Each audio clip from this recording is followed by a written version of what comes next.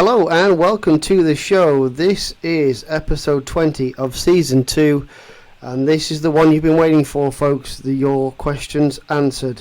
We're taking the 6 top questions that have come across my email over the last few months, and we're going to look at them today. So nutrition, exercise and golf, these are the 6 things that we need to be addressing that have come across my emails.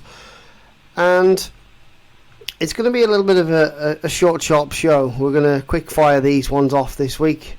Unfortunately, this is a second recording of this show, and I do apologise to the people who listened to 4 minutes of absolute drivel last time, because apparently the upload went a little bit squiffy, and it's uploaded a preview clip instead of actually uploading the entire episode. So we're having to re-record it because it was just broken. So apologies if this is a little bit of a quick fire show, but if you do have any questions on fitness, health, nutrition, training or golf performance, failsafefitness@hotmail.com. Send your questions into that and we will get into them in another few weeks time. As I say, this is the Your Questions Answered, so we're not going to talk about me this week. I know I've got enough to be getting on with. So we are going to continue firstly with your cutting calories. So a little series that we've been doing over the last few weeks. It's a 10-week series. This is week number 6. And it's a quick and easy way for you to save some calories without even making too many massive changes. And this one is all about your veggies, folks. So seasoned veggies. So a lot of people out there like to put some butter or some oil into their vegetables, like their peas, potatoes, whatever. And those extra calories are all going to mount up, especially if you think you're eating healthy and you're adding some butter. If you add 10 or 15 grams of butter 3 or 4 times a week, you're looking at 200-300 calories you could probably be saving without even thinking about it. And the same goes with oil.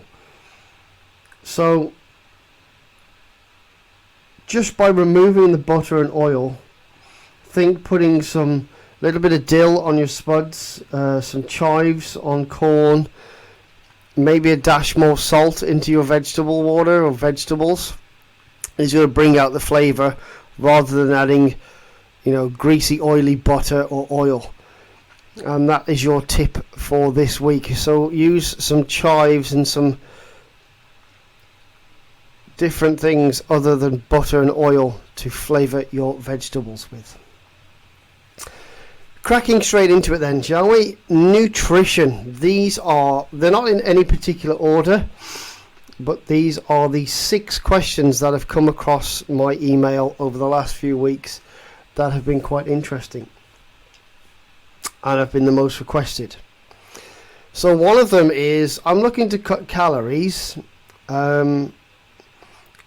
and so what I've done, instead of eating breakfast, I'm skipping breakfast and moving on with the rest of my day. I've mentioned this before. I don't think it was in a Your Questions Answered podcast, but it was actually in just a normal standard podcast. And we've been fasting overnight. You've been asleep 6, 7, 8, 9 hours. If you're lucky enough to get that kind of sleep.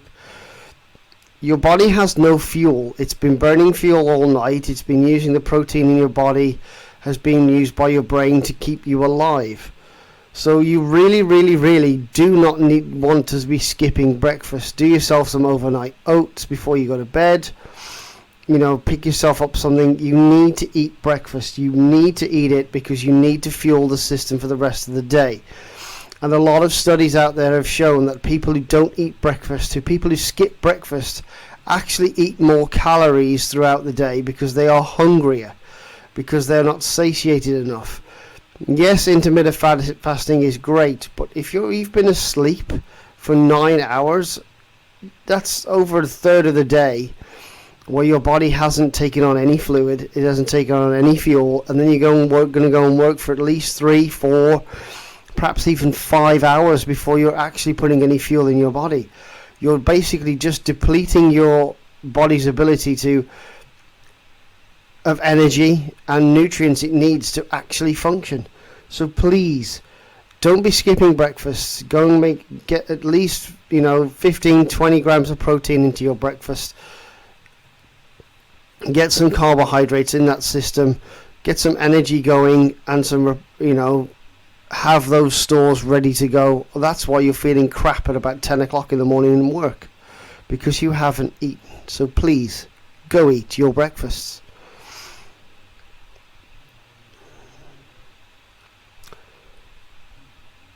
The next one is healthy fats. What are healthy fats? Now, obviously fat has become a hot topic recently.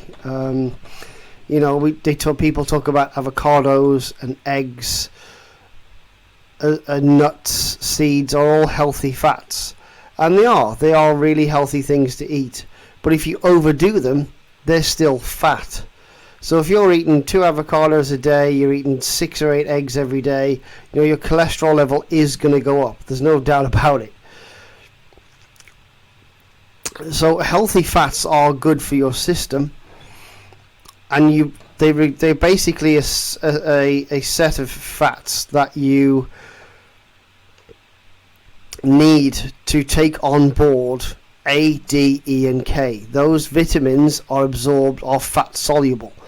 So if you don't take any fat in your diet, or very little fat, those minerals are never absorbed by your body, which means a lot of bodily functions don't work correctly. Especially, A, D, E, and K. Vitamin D is vital. Everybody's been told this. Yeah, all those vitamins are essential to you being alive. But if you overdo your fats, if you're eating 6 eggs a day, that's a lot of eggs. That your cholesterol is going to go up. Your body does use about 95% of an egg or something silly like that. But if you're eating 6 of them, it's probably not going to use all of that. And your cholesterol level is going to climb, and that's bad for your heart. So I'm just going to be wary. Healthy fats are great, but don't overdo them. Nuts and seeds to snack on, great. Avocado on toast for breakfast is fine, but don't be going overboard and having avocado with every meal, or eggs with every meal, or snacking whole bags of nuts, because they are calorie dense. So even though you think you're eating healthily, you're actually eating more calories than you should be. And a calorie controlled diet, variety is the spice of life, and if you can vary what you input and limit that calorie intake at the same time, you're going to have a well-satiated diet, and you're going to be a very healthy person. But healthy fats can be dangerous if you're taking too many eggs on board, for instance, or you have an avocado at every meal. Cholesterol is going to climb, fat is going to become a big problem in your diet. I hope that clears a couple of things up. The third one is pro and prebiotics. Now, there's some confusion between a few of these things. So probiotics actually help your stomach create the how can I put it, the parts of your lining that help break things down. So the probiotic is going to help those bacteria in your stomach sort of breed and be healthy, and they're going to function as well as they can. That's what a probiotic is.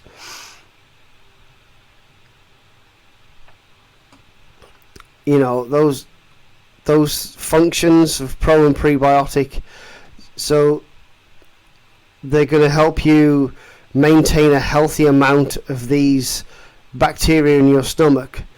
If you don't have enough, then you're not going to dissolve food correctly, and if you have too many, that's going to cause some acid reflux, and I think we've all had that. So the advantage of taking on board pro and prebiotics are very evident. You can overdo it, you can underdo it. You've just got to, each person is individual, and you need to take it on board as to which one of these is going to help you. If you have a lot of, probiotic yogurt, and then you find that you're not dealing with that very well, then you might need to cut down on that. And obviously the prebiotic stuff as well does the same thing. You may have some stomach upset. You may not, things like that can occur. So just be careful with those two things. But they are great. I think they are useful.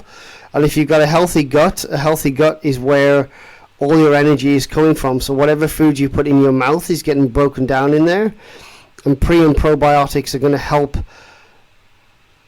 the gut function correctly. But you can overdo it. If you're having too many probiotics, it can have the opposite effect of what you want. So just be careful with the amounts of these things that you're actually taking. Item number 4, and it's something that comes across probably every single day. I get an email saying, how much protein should I eat? And I'm going to put this out there quite simply, is whatever you weigh in kilograms, if it's 100 kilograms, you need a minimum of 1 gram of protein per kilo of body weight. So if you're 70 kilos, you need 70 grams. If you're 100 kilos, you need 100 grams. If you're 200 kilos, 200 grams of protein. It's a lot. And a lot of us don't take on board enough protein throughout the day. Supplementing with a protein shake or a bar or something like that is going to help you hit your protein levels, get up to where they need to be. But obviously taking on board actual real food in terms of meat and milk, etc., that dairy, that is going to help you build a healthy protein lifestyle and keep muscle on your system. So yeah, it's the simplest thing in the world. Whatever you weigh in kilograms, you do that as 1 gram. It makes your life easier, and if you do three times, this is the simple recipe, and it works majority of the time. Once people get this in, they dial it in. I say 3 grams of carb per kilo of body weight. I go 1 gram of protein per kilo of body weight, and I go about anywhere between a half a gram and 0.7 grams of fat per kilogram of body weight. So 3, 1, and I will say 0.7 grams of fat. You dial those in, you're not going to be too far away from eating the diet you need to eat. And those calories might surprise you in terms of the numbers. But if you can keep your calories within a couple of 300 of that either way, in 3 months' time, you're going to be surprised at the results. Just by looking at how clean or how dialed in your diet is nutritionally, and it might just be looking at vitamins and minerals after that. So yeah, protein, simple. It's a pound. It's 1 gram per kilo of body weight. Number 5.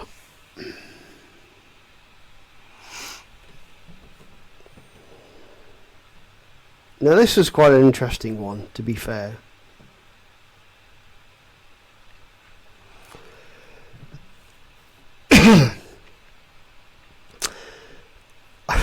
I don't know how to explain this.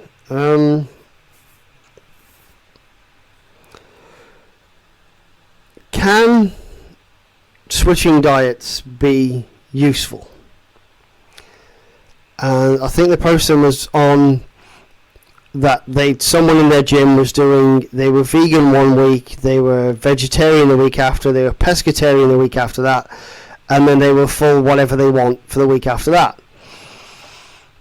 And I was like, okay, well, they're getting a varied diet, they're obviously calorie controlling it, and I don't see anything wrong with that in principle. Doing it for a week and a week and a week and a week, I guess it kind of takes out the what am I eating today.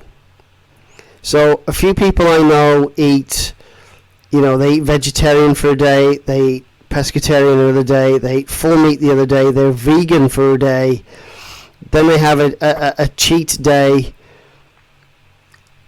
It's very, I think I get the concept of that.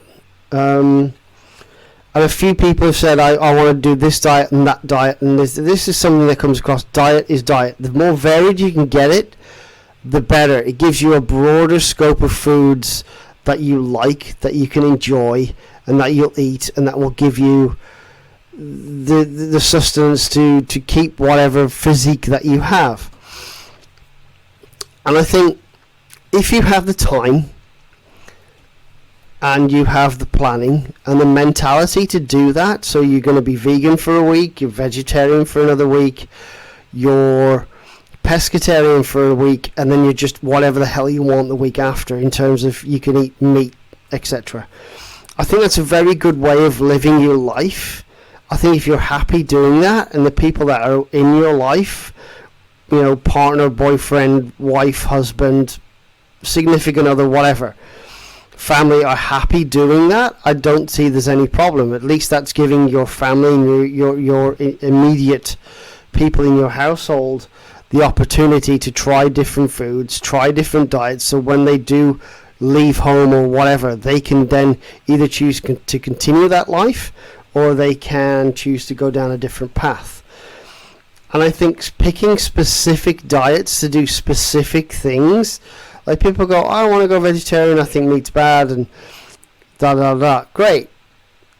Wonderful. You go 2 weeks down the line and tell me that you're getting enough protein and this and that and the other, because you're not planning it. If you have the ability to plan, or come to someone like me who's going to plan your meals out, give you exact readings of what you should be eating that week, I don't think there's a problem. And I think if people live their lives that way, that's great. I think having a varied and the more varied diet, the better.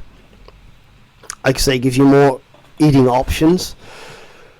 I think that's a fantastic thing. I think if you've got the willpower and the ability to do so, then do it. But don't just pick a diet because a friend is doing it or you've heard it from the gym. Do your research, speak to someone like myself who's a nutrition and weight management guy or girl or whatever, specialist out there. Go and get some advice before you make a leap, because I've seen a lot of people jump from, I have a McDonald's and a pizza and this, that and the other and a kebab on a Friday night, to I'm now vegan.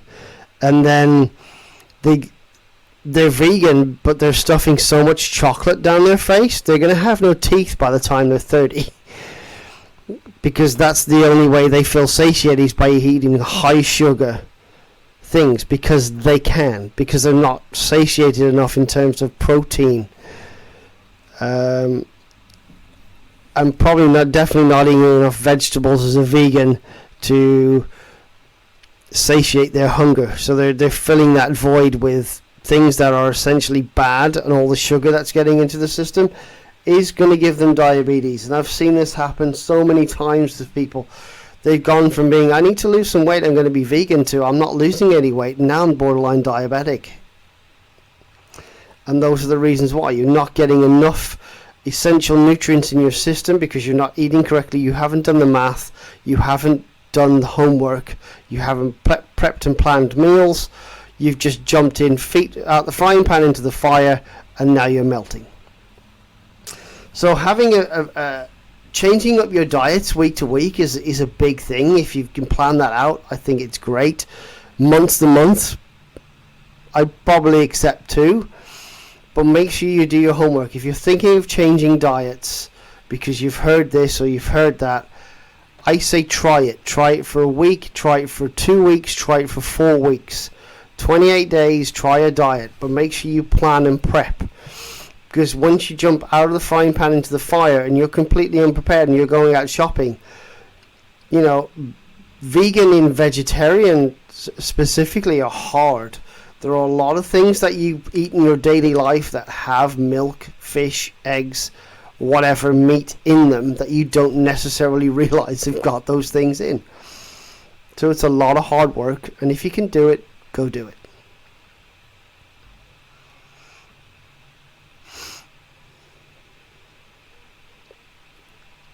And number 6 is eating a high fiber diet.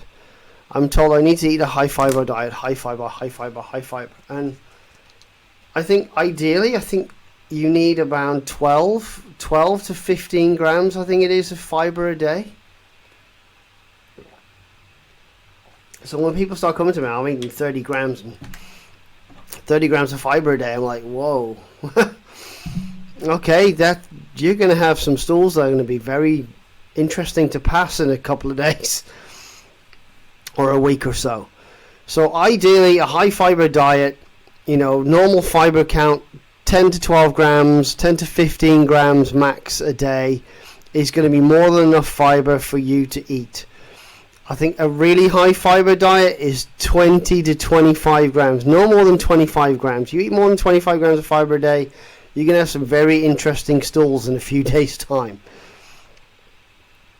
So yeah, high fiber diets are great. I think they do keep you satiated. Fiber is a very good thing. We all need those nutrients. But just be careful out there, people.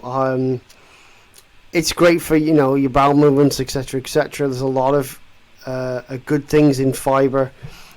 Just changing a few things like I've done. I've switched to a seeded bread, which is a little bit more calorific in terms of the actual content, because the seeds and nuts and oils, etc., again, essential things that we need. But I enjoy that. It has gotten me a little bit more regular, and it's keeping me satiated for a little bit longer. Brown rice, things like that, or brown pasta are always going to be very helpful. And they're simple switch outs. They're going to give you some more fiber in your diet, and they're not making a massive change. You're just buying a different version of what you were already going to eat. Yeah, so adding fiber to a diet is very simple, but just be careful you don't add too much, because things downstairs are going to get pretty rough if you have too much fiber. And obviously the opposite, if you don't get enough fiber, you're going to struggle even more. And that is the top 6 things that came across my desk for nutrition this last few months. Before we move on to exercise,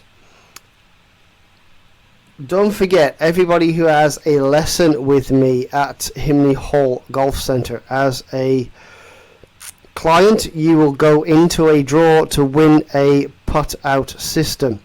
So it's a little plastic cup with a little pop-out hole.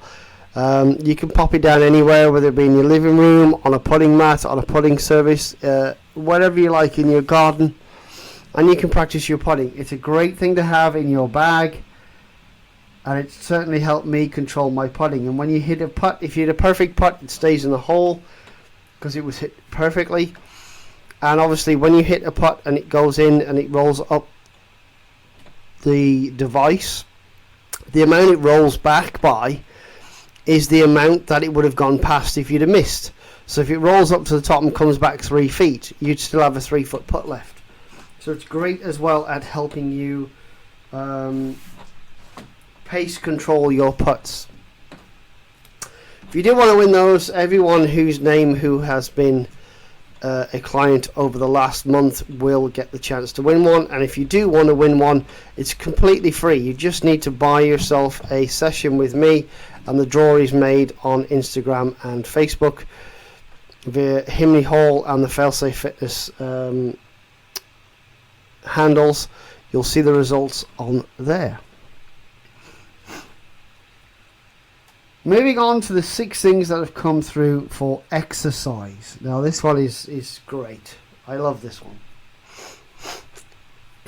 There are some things that I have heard and seen, but these are the 6 things that have come across my email and inbox over the last few months. The first one, again, these are in no particular order, is: do I need to work out every day? The simple answer is no. The real answer is no. If you want to work out every day, I don't know, you do CrossFit for instance, and you're pretty good at it, you're pretty strong, you could probably get, a deload day in and a new day. But eventually, if you work out every day, you're either going to be very tired and very sore because you keep pushing and pushing and pushing and pushing, or you're just going to get burnt out and you're not going to go back. So you do not need to work out every day. You need to have some kind of schedule, whether it be 3 times a week, 5 by 5. You've got a body split, back and biceps, chest and triceps, legs, something like that. If you're doing that, if you're at CrossFit or something like that, or you're even just doing classes, those 30-minute classes can take it out of you. You might feel good for the first couple of weeks, but you're going to start to feel beat down and sore as you push yourself harder in those sessions. So recommendation is, minimum, a couple of times a week, maximum of 5 times a week, but give yourself a break, whether that be you do Monday to Friday and you take weekends off. I've always had the split of, I tend to do a day, have 2 days off, do a day, do 2 days off. So it's every 8 days I've done 3 workouts. That's for me, that's the ideal ratio at 45. It gives me a couple of days to recover, another day to evaluate how well I've recovered, and then I'm back in the gym the 3rd day, and then the same again, because I'm getting a little bit older. My body's reacting to stuff a little bit differently to the way it used to 5 years ago, let alone 15 years ago. So don't work out every day. Make sure you take plenty of breaks. You take a day off. Don't punish yourself for taking a day off. You're going to need it eventually, otherwise you can lead to some serious issues, not just physically but mentally as well, because the separation anxiety of not going to the gym can be mentally taxing almost as much as doing a heavy workout. Second one of these is very similar. How long should I be working out for? And as I've mentioned there, CrossFit lessons are about an hour. So they warm you up, they get you to do a few things, you do a WOD, you go home. Perfect, great, you're in, you're out, you're done. 5 by 5, splits, whatever. I think if you're in the gym longer than 90 minutes, you probably need to either evaluate what you're doing in there, move to another gym, or find another program. I think you can be in and out of a gym in 90 minutes. So that 90 minutes contains that's 2 hours. So you've got to get there. You've got to get into the gym, find the stuff that you need, and you might be waiting around. But I think if you're getting to the gym, getting back from the gym takes longer than 2 hours, then you probably need to cut that down a little bit. You need to look at it. So I'd say, I mean, if you're just starting to work out, do some classes. There's some pretty good classes available in these gyms now, and they're free if you're a member. So you can do 3 30-minute classes a week or 5 30-minute classes a week. Done. You're in and out. You know what you're going for. It's going to take you an hour to get there and back and do the session, and you're done. CrossFit, very similar. 90 minutes, you're 15 minutes there, 15 minutes back, you're an hour in the gym, you're done. But if you're just hanging around, checking your phone, doing this, waiting for that, waiting for this, waiting for the other, you probably need to change your program or change your gym, because more than 2 hours, unless you're actually a bodybuilder or a triathlete or something like that, no one needs to be working out for more than 2 hours at a time. Number 3, how do I increase my muscle mass? Well, there's one answer and one answer only to that. Is progressive overload. It's how we all build muscle. It's how your body allows you to move about in everyday life, because if your body didn't build muscle in where it thinks it needs it, then you wouldn't be able to move about. We'd just all be like the people in the chairs in WALL-E. We'd just be out like bits of jello in these floating chairs. So yeah, progressive overload is the only way you're really going to build muscle. Whether you do that this way or that way, it doesn't really matter. So one way is that you go small reps, heavy weight, and the other way is you go lightweight, loads of reps. You just it's still progressive overload. So the weight gets heavier, even though you're doing small reps, or the reps get more, and you do the same weight. Either one of those two is going to create progressive overload, and eventually you do need to switch on. So if you're doing 20 reps or something, you probably need to up the weight and go back down to 10. And then once you can do 10 3 sets of 10 comfortably, or you're completing all 3 sets of 10, then you need to go back and up it to 12, then 15, then 18, then 20. Once you're doing all 20, up the weight, go back down to 10, start again. That's the progressive overload. That's the only way you're going to build muscle. And obviously, in with that, you need to be eating protein for recovery, making sure that you're stretching yourselves off. Just look after your body, take breaks, eat well, recover well, and then you're going to build muscle. That's simple. I'm training to lose weight. How do I do it? That's a question that comes across my inbox at least once a week, if not every couple of days. Weight loss isn't just about training. Weight loss is primarily, in my eyes, nutrition. If you can control your calorie input, you can control your calorie output. So that the simple math of losing weight is that you burn more calories than you eat during a day. And over the course, so if you lose, you eat 300 calories less than you burn off in a day, over 10 days is 3,000 calories. It's a pound of fat. That's a pound of fat, allegedly. In the calorific value, it's a pound of fat.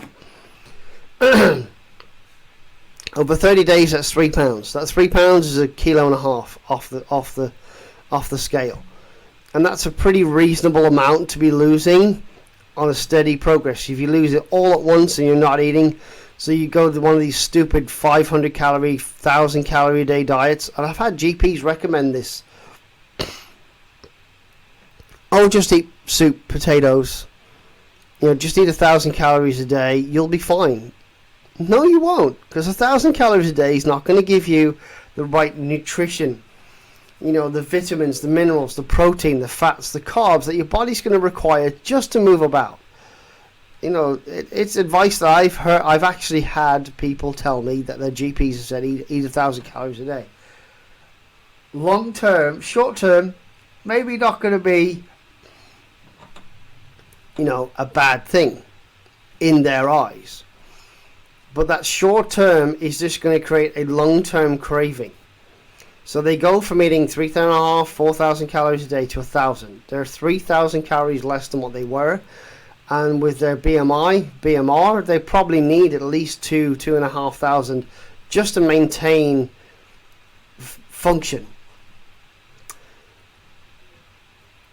And some GPs have said that, and I hate what they do, because GPs look at things and they look at trying the ways to fix it, not the root cause. And the root cause of being obese and overweight is that you're overeating. And if we can control those calories and bring you from 3,500 calories a day to 3,000 calories a day, down to 2,500 calories a day, down to 2,000 calories a day, dialing your diet and nutrition over those space of 4, 8, 12 weeks. So now you're eating a healthy and balanced diet, you're getting out and you're doing some walking, you're doing some extra exercise. And that's all you need to do. If you want to lose some weight, is eat 300 calories or less a day than what you burn off. So, simple thing is, go for a 30-minute walk every day and eat 300 calories less than what you normally do. Track those stats on MyFitnessPal. So bloody simple. You can scan every food that you put in your mouth. There's pretty much not a food on there now that you can't scan, weigh, put it in. It'll tell you what the calorific value is, and then add in 30 minutes of walking 5 days a week. You burn 150 calories in that 30 minutes. That's 750 calories a week, and you're saving 300 calories a day. So you're going to be pretty close to a pound, half a kilo-ish a week in terms of deficit in calories by just adding a walk and controlling your diet. And that's the best way for you to lose weight. Do not starve yourselves, and just take a general look. Take a 2-week break from everything. Eat everything, track it all, and then you'll look at this. Oh, I thought I was only eating 2,500 calories a day, and actually it turns out you're eating 4. So straight away you can go, well, I don't need that Mars bar for lunch. I can swap that for a protein bar. I don't need this at break time. I can have a protein shake and some fruit. Things like that will make a massive difference. You'll still stay satiated, and you'll be getting more nutrients into your system. And that's the easiest way to lose weight. But training wise, in terms of losing weight, just adding more exercise. You know, if you're only going to the gym and you're, like say, you CrossFit 3 times a week and you're not losing weight, it's definitely your diet. If you're spending 5 hours a week on a treadmill and you're running 30 miles and you're not losing any weight, it's your diet. Start with the diet. Start with the thing that feeds your muscles, feeds your body, keeps it fed, and then go from what do I need to do else to train. But check your diet first. MyFitnessPal, easiest way to do it.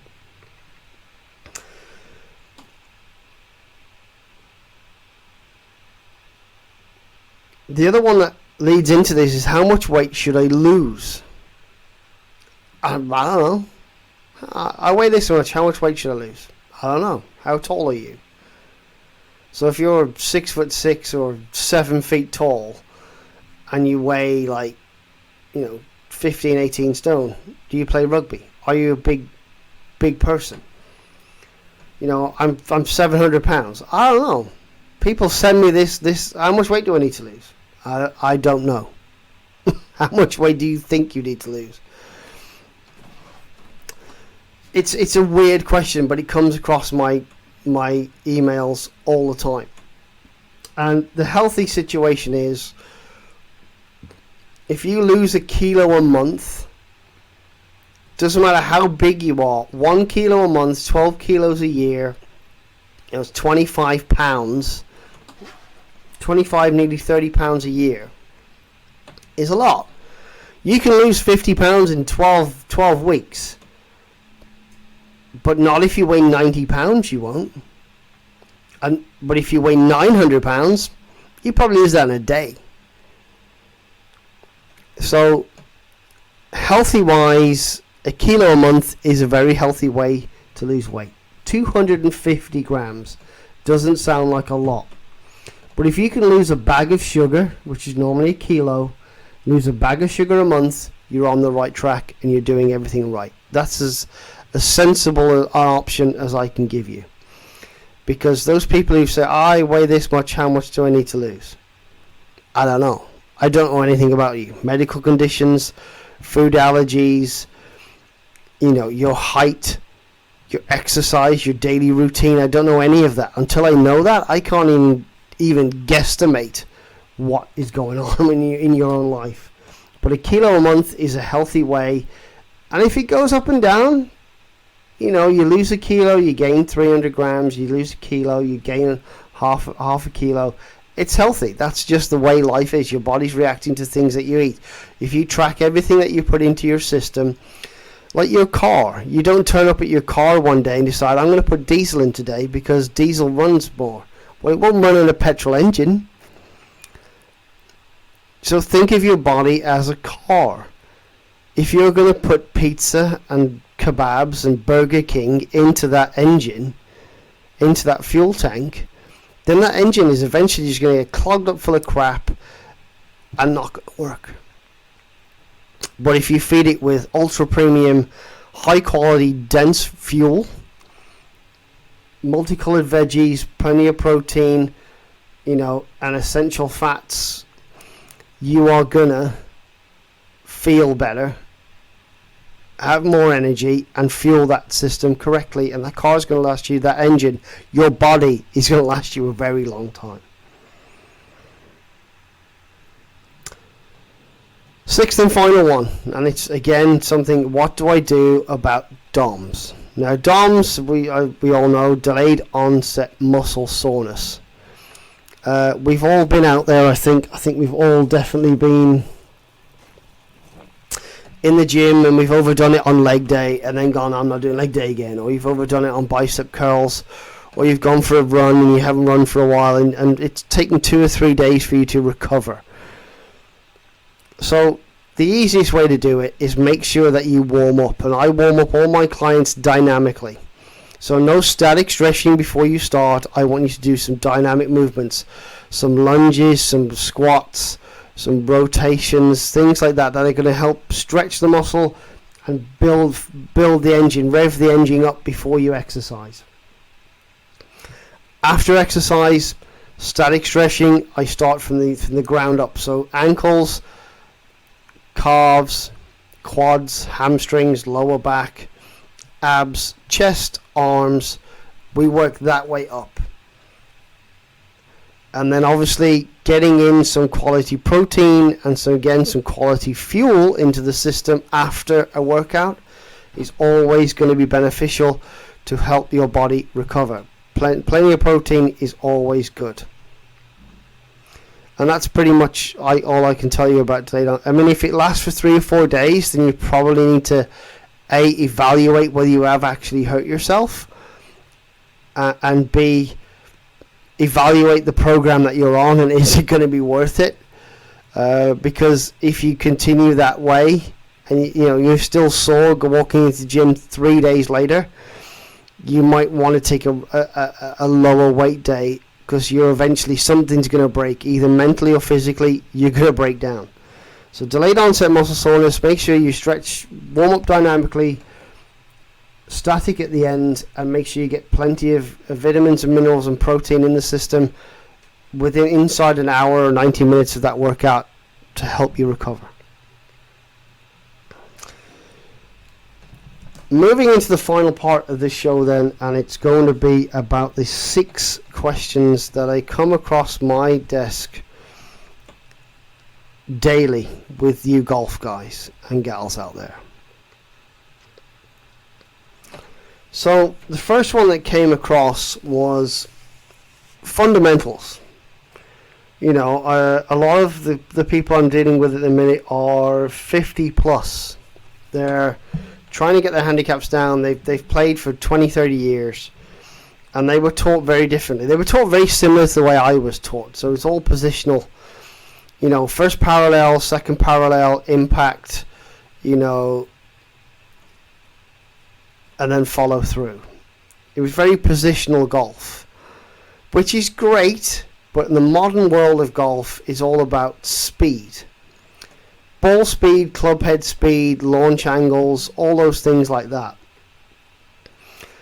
But I'm going to say this, I don't think there's anything wrong with fundamentals. Making sure that your takeaway isn't inside or outside, fundamental. I don't think it really matters too much about where the toe of the club is or the position of the hand. First parallel, top of the backswing, second parallel. What matters is impact. And if your impact, we can match up your path with your face, which is, people understand that. A lot of my clients, I tell them, especially in the very first lesson, first thing we need to do is understand that the club path is going one way, club face is pointing another. If those things happen and there's more than a 6-degree outcome, you're either a slicer or a hooker of a golf ball. So we need to match those angles up. We need to get you into a position where the club path is going neutral and the face is neutral, or the face to path is neutral. So at impact, the ball's going to go straight. And that's the only real fundamental I like to teach as a golf performance coach. As long as my clients understand that, and then when they go onto the golf course, okay, I'm hitting, my driver's going right, my wedges are going left. I need to aim more right with my wedges. I need to aim more left with my driver, because they understand. I'll change the ball position forward or backwards in my stance to help me close or open that face to get the ball to go straight, because on the arc of my swing today, I'm pulling the short things and I'm pushing the long things. So if I move the ball forward on the long things, I'm allowing myself more time to close the face, and if I put the ball back in my stance with the wedges, then I'm giving it less time to turn, so the ball's going to go straighter. And if my clients understand that, I think most of my clients do understand that now. I teach this from the very beginning. If they can understand that, that's going to give them the ability on course to change the way they're playing. They're not just going to keep rinse and repeating a hook or rinse and repeating a slice. They're going to understand what they need to do on the fly at each shot and each tee box, and how to get themselves around the golf course better. And I think that's the fundamentals that they know. But yeah, fundamentals mean a very different to what they did a few years ago. And I think the fundamental thing is, if you can get face to path correct, nothing else really matters. Obviously, building some speed, getting some bigger distance is something that we all want and everybody wants. But building speed it's not a short process. Building speed requires effort away from the golf course, with either golf clubs in the garden or even going training in the gym. And I said the bare minimum to gain some speed, and I'm proud of 2 or 3 clients over the last month or so who I've showed them the overspeed training that I do just by using, their driver, their hybrid, their 5-iron, the wedge. By showing them the overspeed training, they've actually gained, one of them's gained 12 miles an hour in 5 weeks. So it's a 5-week process, but they've done the work away from the gym. And if you're not willing to do the work away from the golf course on speed, you're never going to get any faster. You need to be in the gym doing specific training, or bare minimum, you need an overspeed stick that is going to give you the training in less than 10-15 minutes a week.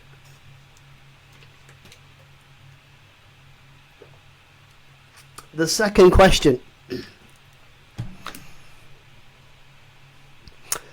It's all through the summer. It's been fine. I've hit the ball. The ball's gone high in the air. I've had this beautiful ball flight. Now, since the rain has come, since mid-July, in these wet, damp conditions, I can't get the ball in the air. And there's a simple reason for that, is because the clubs that you have are either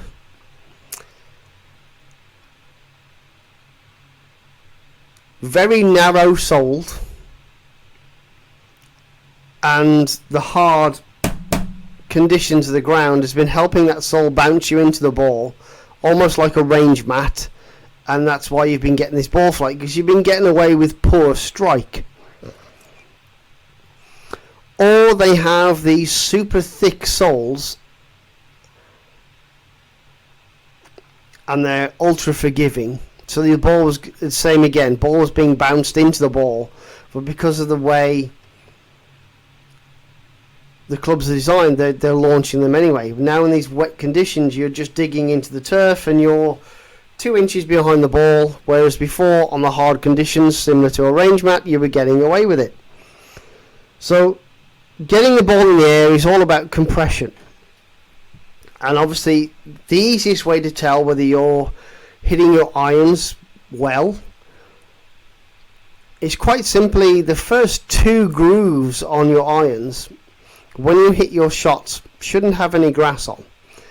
Maybe obviously wet conditions are going to have a little bit of mud, but the actual ball imprint should be 2 grooves up from the bottom. If it's lower than that, then your ball striking needs to be worked on. You're not compressing your irons very well. You need to change your ball position, so you can change your compression, and you'll probably find you'll have more distance and the ball will be getting in the air.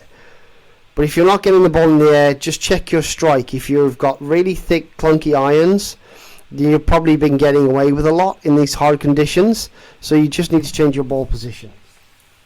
So yeah, getting the ball in the air in wet conditions is difficult, and if you're not a good ball striker, that'll be the reason why. Number 3, struggling with long irons on approach shots. Now,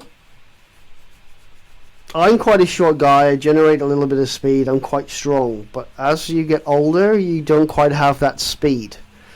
And I think there are so many clubs out there that can help people with low speed but long distances.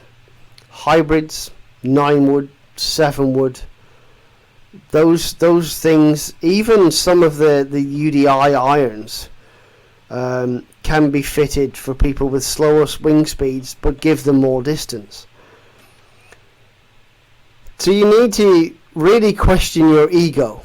If you're a young 20-something or 30-something person, even maybe like me, early to mid-40s with decent speed but struggle to just get them airborne, then maybe switching into a hybrid or a 7-wood or a 5-wood, getting rid of those long irons out of the bag, adding some more head covers, shouldn't have any shame in it. You're just doing what suits you.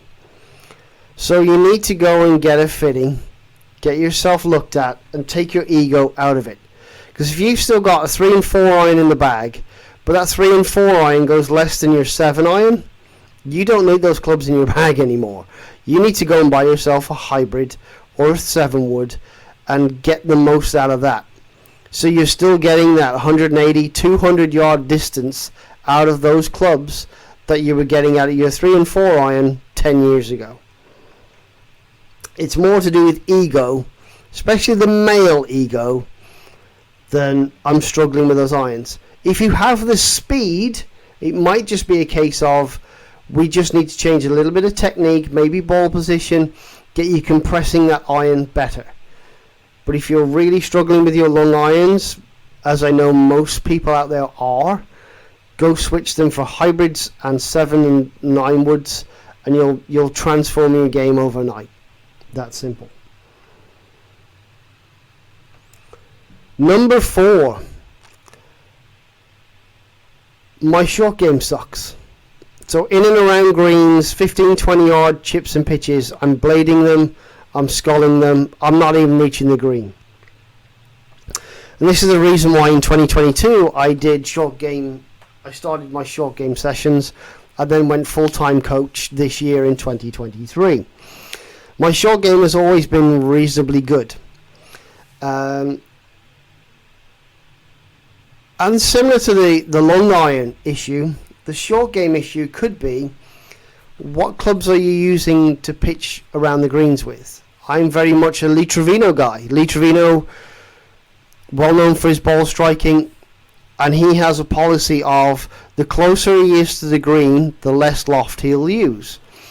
So if he's just on the fringe of a green, he will use, a 7 iron and hit it like a putt, get it over that fringe and get it rolling towards the hole.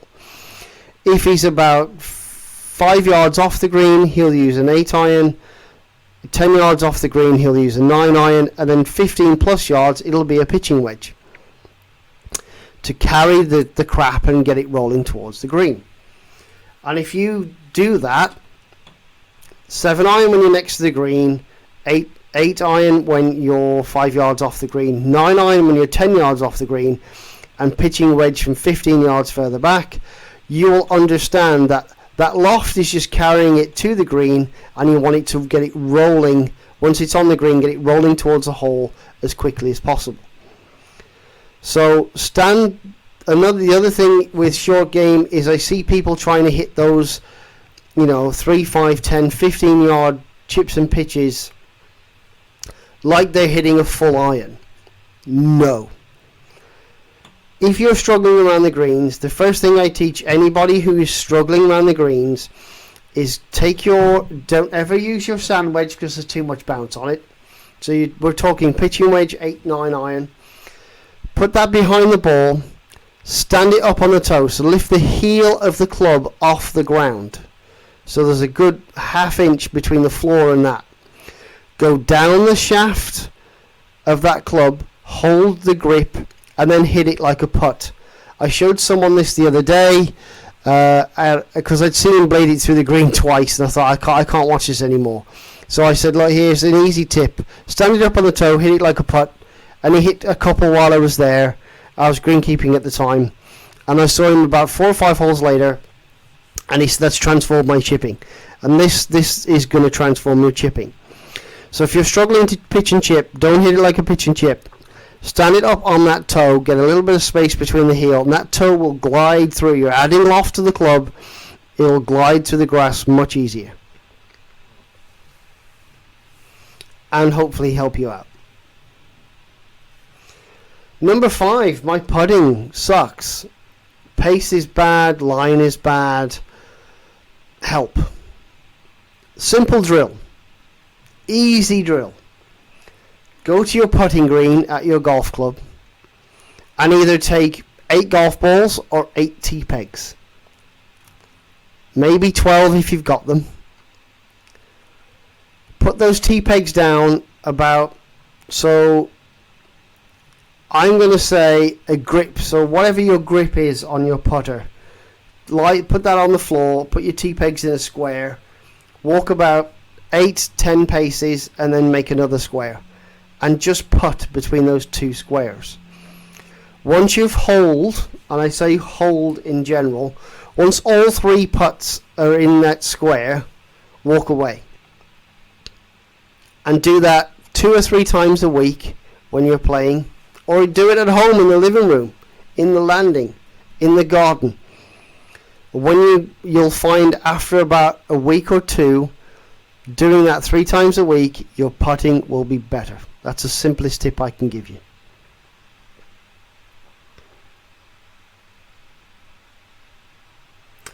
Number 6, my golf is inconsistent. My strike is bad.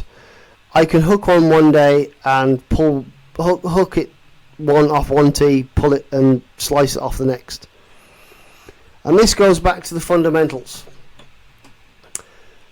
The reason why you play inconsistent golf is, number 1, is that one of the biggest reasons is that you're not paying attention to your setup, to your line, to your swing arc, your swing path, or your club face. Those 5 things are what you need to play good golf. If you don't have those 5 things, you're in trouble.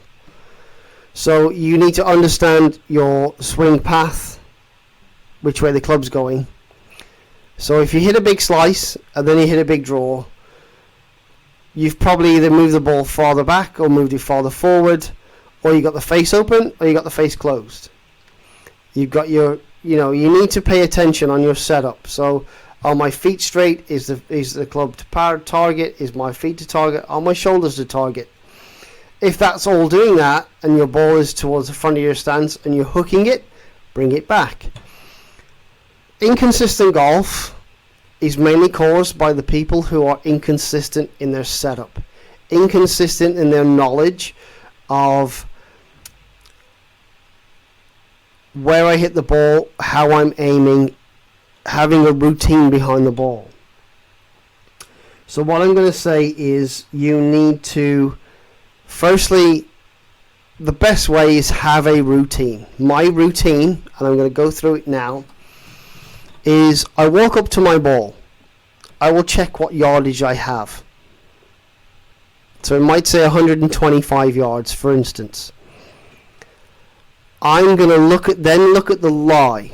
So am I in a divot? Is it sat up? Is it sat down? Is it in the rough? Etc, etc. If it's sat down in the rough, I'm actually going to pick less club than I need. I'm just going to try and get it close to the green as I can.